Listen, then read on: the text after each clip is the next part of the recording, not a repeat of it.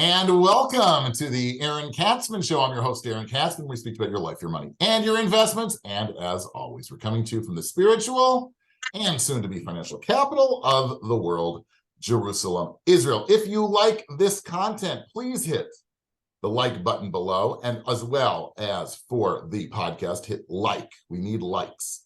Okay. And if you've not yet done so, please subscribe to the YouTube channel and to the podcast as well. We are continuing on our series of entrepreneurship, and it is my pleasure to bring to the show Sarah Landman, who is the founder and CEO of Landman Strategic Fundraising, a Jerusalem-based fundraising firm serving Israeli nonprofits.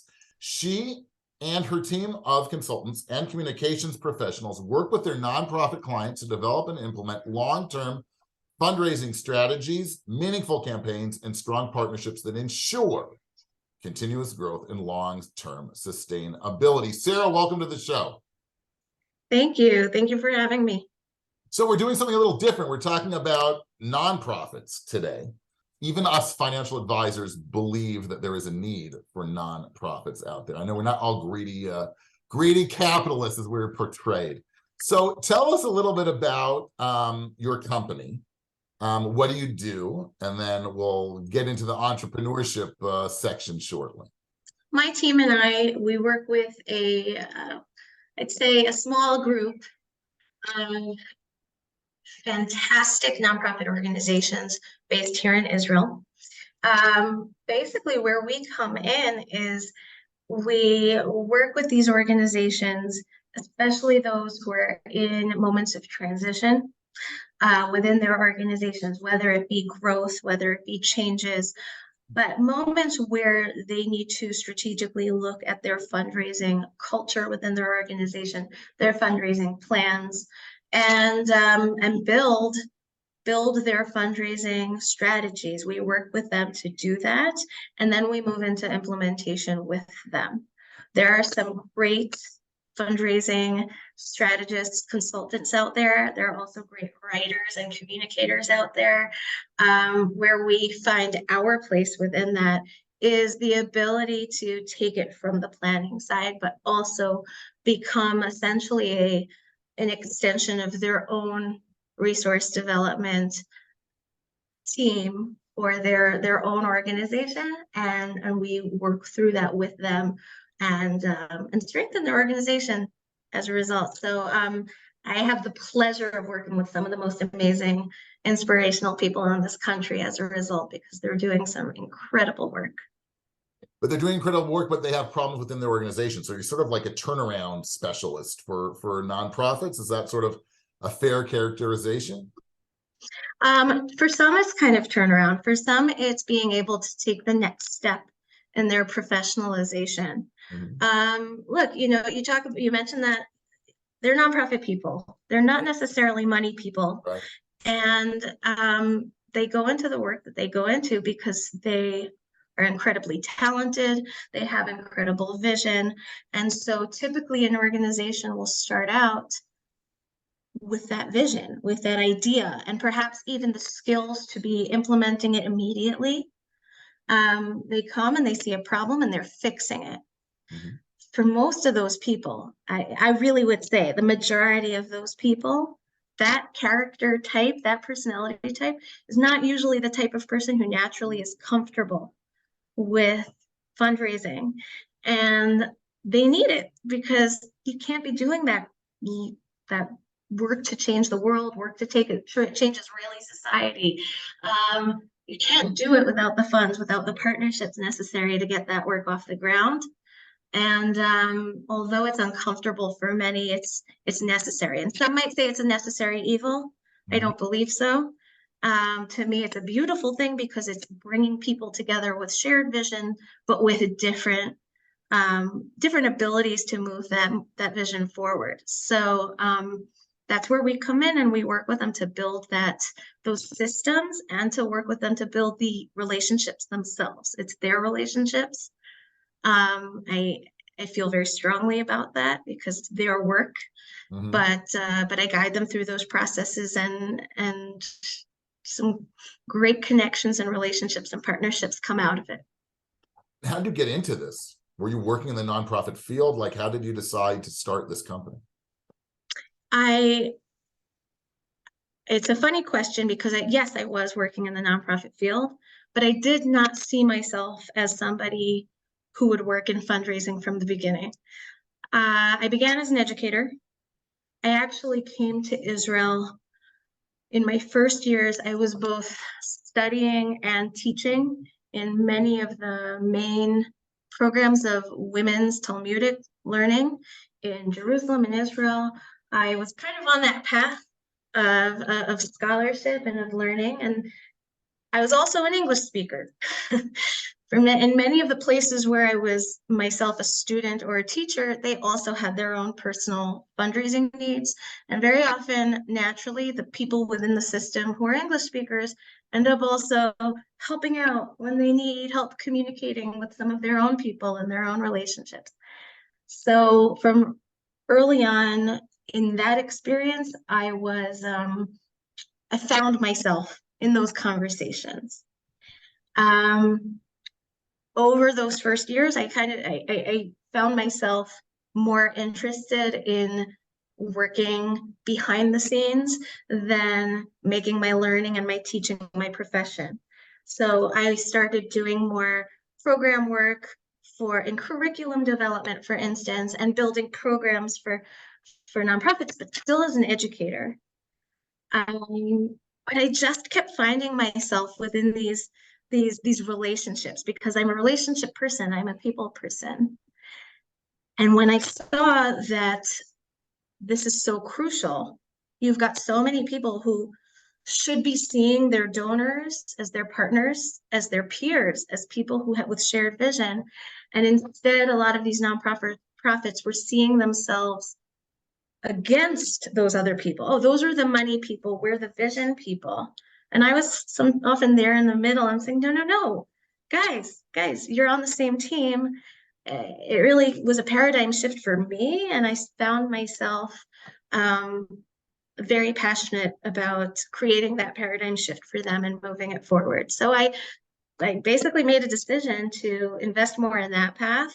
I began to more formally get trained in some of the technical side of the work, grant writing, and a lot of other fundraising related work. And I worked in quite a few nonprofit organizations here in Israel, and that's how I built my experience.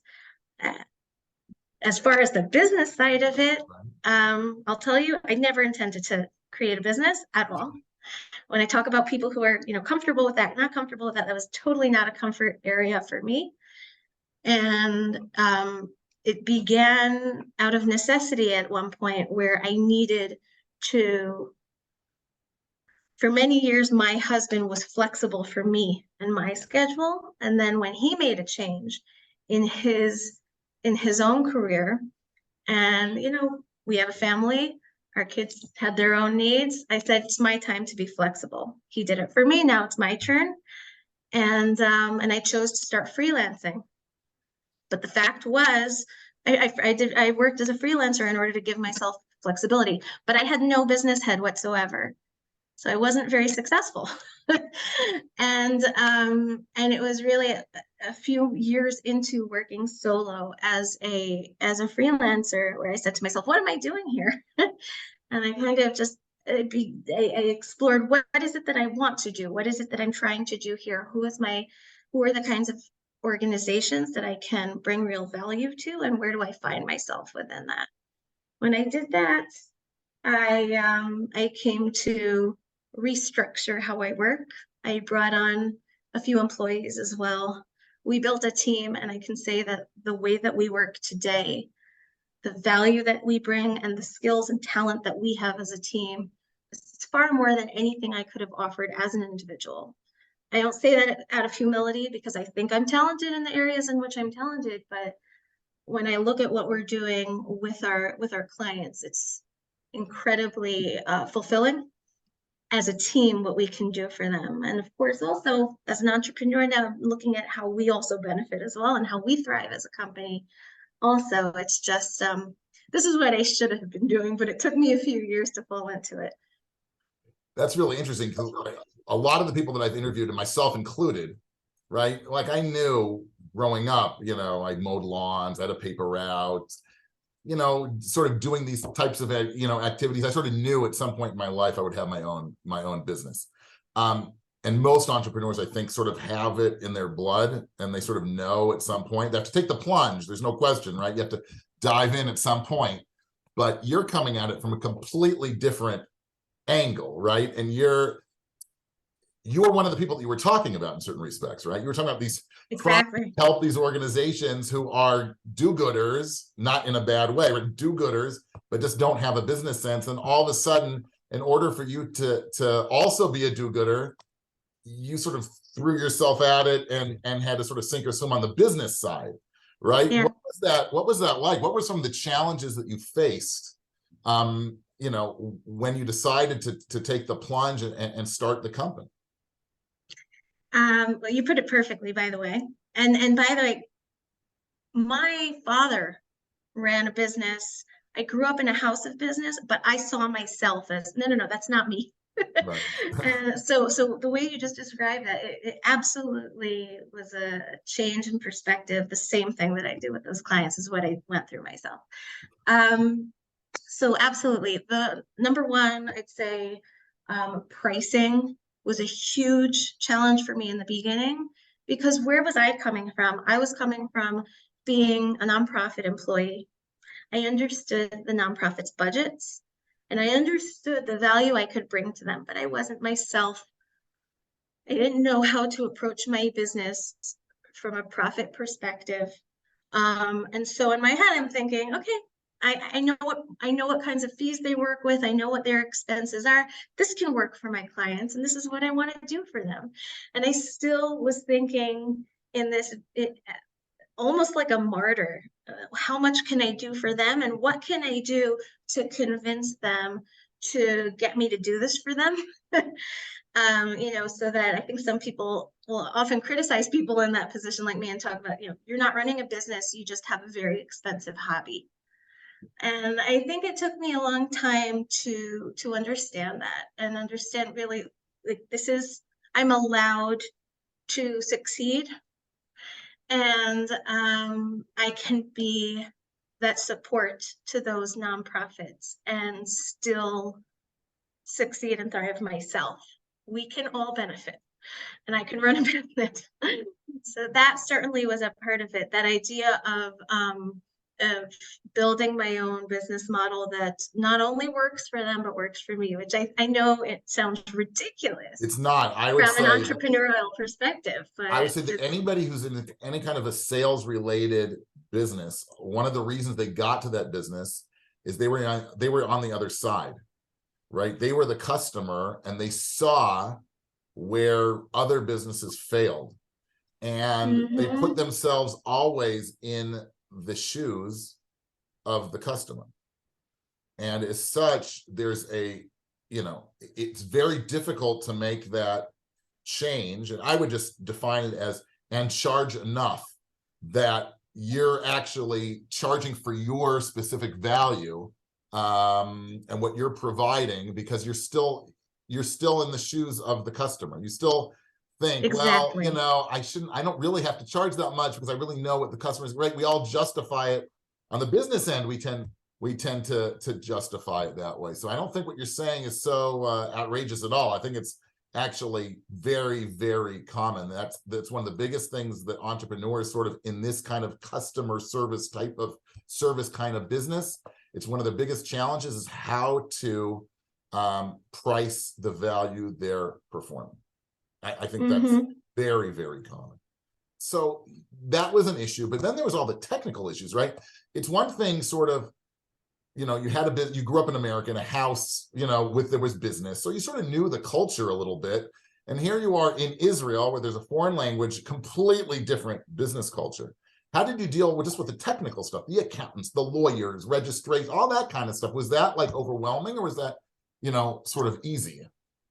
Well, I do have to admit that I have a luxury that other people didn't have, in that I came with very strong Hebrew. And that opened doors for me professionally, in the sense that, I mentioned that kind of I naturally fell into a position as the English speaker in that circle, in my professional circle very often. But that came with also, I was the English speaker, but with very strong Hebrew. So to be fair, I definitely had an advantage that others did not have, so that when I did get to that point of building a business, learning what that means here in this country, the language is a huge obstacle for people, and it was less so for me. What I will say though was relevant and is important, because I know many people who do very well in work like mine who don't have strong Hebrew like I do. It's less about the language and it's more about embracing the professional culture and the business culture, as opposed to trying to fight it. So, you mentioned accounting and you mentioned bureaucracy. I think because I fell into my business as opposed to making a decision, I want to build a business, I want to be an entrepreneur, I just kind of went with it as it came. And this is what I want to do. So I have to go through this, I have to, cross this particular bridge, fine. But I began as somebody who came and wanted to work in Israeli nonprofits. Through that, I built a lot of relationships with people on the inside, so that when I came to that point of how am I going to find clients, I already was in the right circles. And how am I going to market myself? The truth is, I did very little marketing, and I continue to do very little, and I should do more. But just from an objective perspective. But the fact is, I never really fought that system, and through those years, and I didn't rush into this either, so that I'm kind of benefiting now from my presence there. And people have come to me primarily through word of mouth, because they know me and I know others who do similar work and who are also thriving, who don't have that strong Hebrew, but did make that presence for themselves as well. Didn't just network in their own bubbles, established themselves as recognized experts in their fields, even with poor Hebrew, but with that cultural literacy and cultural access. And it's kind of what made things fall into place for them as well. So I do feel very strongly about that as being that point of entry and access for a lot of us. Interesting. So I hear a lot from people that in order to be successful as an entrepreneur, you have to have thick skin, because you hear no a lot. From my hunch is that you don't hear no so much, because you're sort of, you're sort of in it, and you're getting, the people, and they're sort of coming to you. Do you think that that's true, or do you still believe that you really need to have thick skin? I think that you absolutely do, no matter what. Even with what I'm doing, it happens. That said, you are touching upon something, right? There is a certain self-selection when it comes to the people who come to me, which is part of why I think my model works very well. And it took a while for me to get here, but basically this idea of knowing who my ideal client is, and having created this specialized space for what I do, understanding what type of organizations should be working with me and which shouldn't. Because I often have the situation where people call me and say, I want to work with you. And I say, I'm not what you need. And I'm not saying that I'm sitting here and I'm like lounging in my, and I'm here like, tons of people are throwing money at me. It's not like that. Remember, I still work with nonprofit. Like, right. But the fact is that I've also learned that when I take on the clients who want something that's not exactly what I have to give, and I can't do my best work for them, they're not happy, I'm not happy, it's just not worth it. So that very early on, people call me and I'll say, I hear what you need. You think you need me because you say X, Y, and Z, but I think you need this. I know people who do that, who are not me.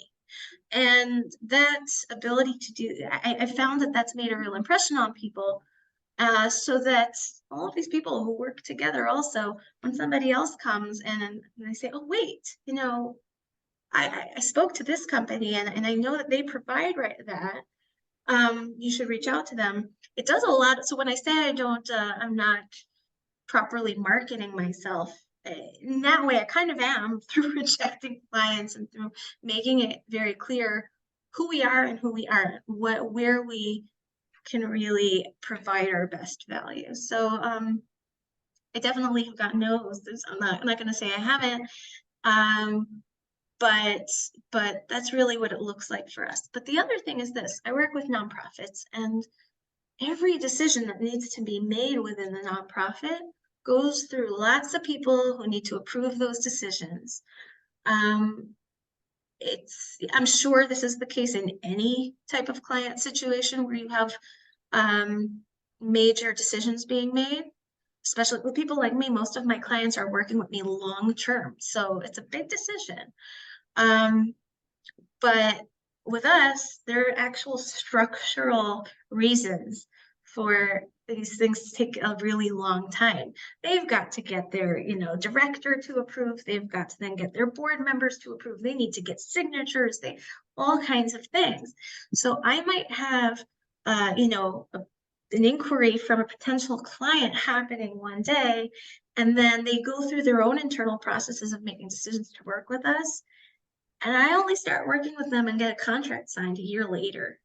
So even though I'm not getting a lot of no's, I'm getting a lot of, wishy-washiness and doubting. And so it's kind of its own version of that challenge. That's interesting that you're at this level, because a lot of, early small business owners, when they start, don't have the luxury. They take whatever business comes their way. They're never going to say no.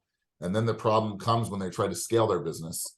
They're still in that mindset, right? And they, who am I to say, who am I, who I once struggled, right? Who am I to reject a client, right? So that's amazing that you're in that you're able to say no to people and refer them out, because also what you mentioned is that you don't really market, right? It's a lot of word of mouth. And if you take on business that you can't deliver for, or it's not a match and it's word of mouth, then you're not going to get those referrals in the end of the day, right? But I think if you're being straight up with the clients and saying, this isn't for me, but you should speak to, Joe Smith, that's builds your own credibility, and that helps you get those referrals down the road.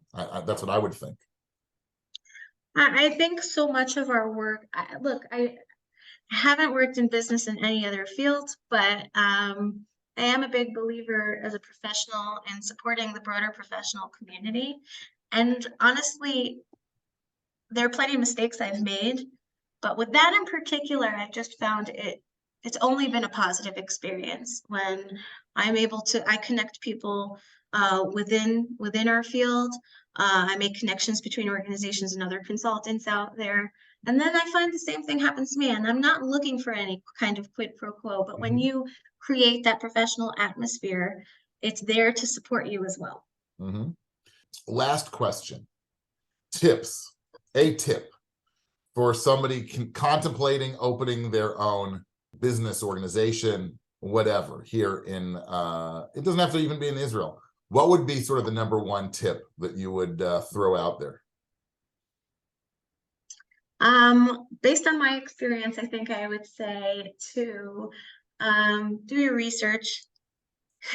Don't make the mistake I made of kind of just assuming that you take what you're good at and you have a skill and try to reach people, then people will want to pay you and pay you enough, and that it'll all work out. Create a proper business model. Go to people who are better than you are at that, and then and learn from them, as opposed to failing a few times. I was never a huge failure because I did it very step by step, but I didn't have to do that. If I had perhaps learned from professionals who knew better than I did, I could have started out where I am now. So that's my that's my tip. Sarah, how can people reach you? How can people reach me? I guess is through email as a first way. My email address is Sarah with an H at the end, SARAH, at lsf.co.il, LSF being Landman Strategic Fundraising. We've got a Facebook page too if you look for LSF. And yeah, that's always a good starting place. Okay, and I'll post that also on the notes of the show, so we'll have your contact information as well. Sarah Landman, thanks so much for coming on. Thank you. You've been tuning into the Aaron Katzman Show, where we speak to you about your life, your money, and your investments. Be sure to like the video, the podcast, subscribe to the video and the podcast as well. Thanks so much for tuning in, and we'll speak to you soon.